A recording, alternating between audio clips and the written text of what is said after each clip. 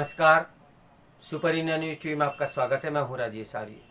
आइए देखते हैं आज का विशेष समाचार। पक्ष विपक्ष की तकरार में फंसी संसद। यदि दोनों पक्ष अपनी अपनी मांग पर अड़े रहे तो संसद का चलना कठिन ही होगा। संसद के बजट सत्र के पहले चरण की तरह दूसरे चरण में भी हंगामा होना तय दिख रहा था। ऐसा ही हुआ।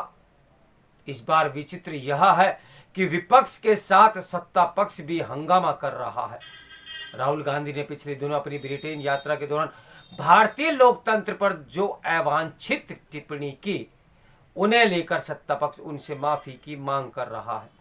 सत्ता पक्ष के सदस्य राहुल गांधी पर हमलावर होकर जिस तरह सदन नहीं चलने दे रहे, वह इसलिए अप्रत्याशित है क्योंकि आमतौर पर सत्तारूढ़ दल ऐसा नहीं करता। सत्ता पक्ष के रवैये से यह साफ है कि वह अदानी मामले पर मोदी सरकार को घेरने की कांग्रेस की रणनीति के जवाब में राहुल गांधी को घेर रहा है। निसंदेह राहुल गांधी ने लंदन में भारतीय लोकतंत्र के बारे में जो कुछ कहा, उसका समर्थन नहीं किया जा सकता। उनका यह कहना बेहद आपत्तिजनक भी है कि भारत में लोकतंत्र खत्म हो गया है और फिर भी अमेरिका एवं यूरोप कुछ नहीं कर रहे हैं। इससे यही ध्वनित हुआ कि वे यह चाहते हैं कि अमेरिका और यूरोप को भारत में हस्तक्षेप करना चाहिए।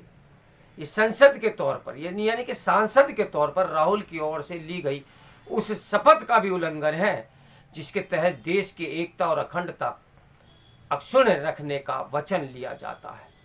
राहुल का यह कहना भी परेशान करने वाला है कि मोदी सरकार अल्पसंख्यकों को दोयम दर्जे का नागरिक समझती है। उनके इन्हीं आपत्तिजनक बयानों के कारण भाजपा सांसद निशिकांत दुबे ने उनके खिलाफ विशेषाधिकार हनन का नोटिस भी दिया है।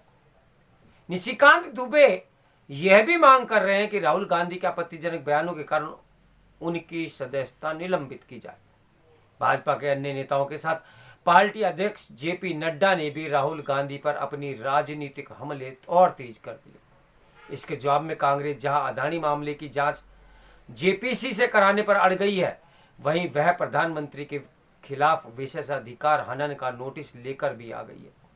यह स्पष्ट है कि विपक्ष अदानी मामले की जांच जेपीसी से कराने की मांग पर जैसे जैसे जोर दे रहा है, वैसे वैसे सत्ता पक्ष राहुल की माफी की भी मांग तेज करता जा रहा है। यदि दोनों पक्ष अपनी अपनी मांग पर अड़े रहे तो संसद का चलना कठिन ही होगा। अदानी मामले की जांच जेपीसी से कराने पर कांग्रेस और अन्य दल चाहे जितना जोर दें, इसकी अनदेखी नहीं की जा सकती कि इस मांग का औचित्य इसलिए खत्म हो गया है क्योंकि सुप्रीम कोर्ट ने अपनी ओर से इस मामले की जांच के लिए एक 6 सदस्यीय समिति गठित कर दी। इसके अलावा सेबी भी अपने स्तर पर इस मामले की जांच कर रहा है। आखिर ऐसे में जेपीसी का गठन करने की मांग का क्या औचित्य? ये ध्यान रखा जाना चाहिए कि अभी तक वित्तीय मामलों की जो भी जांच जेपीसी से जुड़ी हुई है, उसमें जांच के नाम पर दलगत राजनीति ही अधिक हुई है। ये मानने के अच्छे भले कारण है कि विपक्ष और खासकर कांग्रेस अदानी मामले की जांच पर इसलिए जोर दे रहा है ताकि इस मुद्दे को अगले आम चुनाव तक जिंदा रखा जा सके। सब ठीक ठाक है। ठीक उसी तरह जैसे पिछले आम चुनाव के समय राफेल सौदे को तूल देकर किया गया था। आसार यही है कि जैसे राहुल को राफेल मामले को तूल देकर कुछ हाथ नहीं लगा था, वैसे ही अदानी मामले को उछालने से भी उन्हें कुछ हासिल होने वाला नहीं है।